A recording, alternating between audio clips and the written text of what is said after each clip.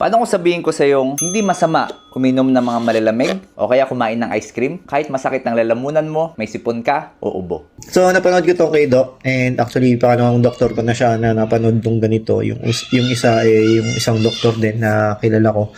And yun nga, so sa tingin ko, hindi ito advisable para sa lahat ng tao kasi ako simula nung bata ako old school yung paggamot ko sa mga ubo kasi ganun din yung turo sa akin ni mama at nung kani-kanino, huwag daw iinom ng malamig na tubig, huwag mag-ice cream at kahit ano, huwag din yung kahit yung mga beer na malamig talaga, hindi pwede. And yun nga, so ito ginawa ko yung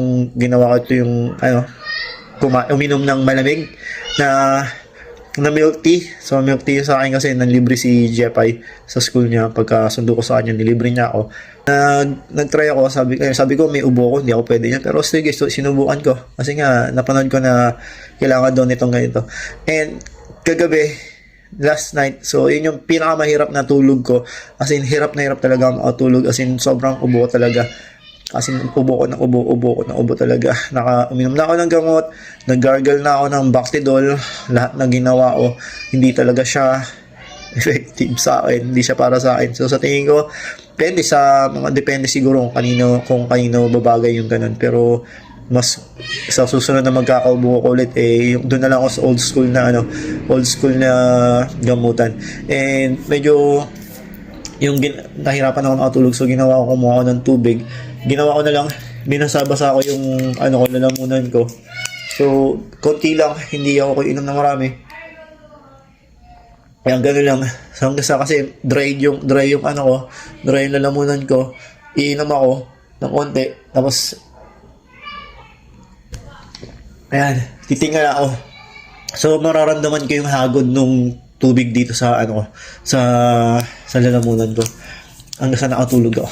Tapos nagising ako ulit ng alas 8. Inuubo pa rin ako. Inom ako ulit ng tubig. So, ayan. Advice ko lang, hindi talaga yan, sipon ako. Grabe yung sipon ko. So, nasamahan ng sipon tsaka ng ubo at sipon na to. Ang lalak na talaga.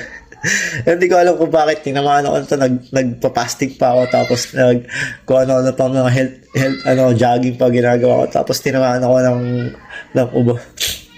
Pero yun nga, nung nagana talaga ako, mas lumala yung ubo ko nung uminom ako ng malamig na tubig. It's not for me. So baka sa inyo hindi right, so pwede rin isa pala, may ginawa ko dati last time. May ginawa ko, yung mainit na tubig. Hindi ko ngayon gagawin ko ngayon.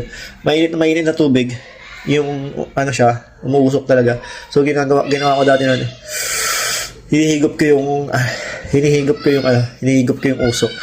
Yun, mas mabilis ako gumaling doon. And ngayon gagawin ko siya ngayong gabi bago ako matulog ulit. At bukas ulit ako umaga. Tapos iinumin ko rin syempre yung tubig na mas okay yan. Mas maganda yung gano'n para sa akin na hindi ko nila lahat. Baka may kanya-kanya binabagayan itong ganitong malamig na tubig pag may ubo. Grabe yung sipon ko.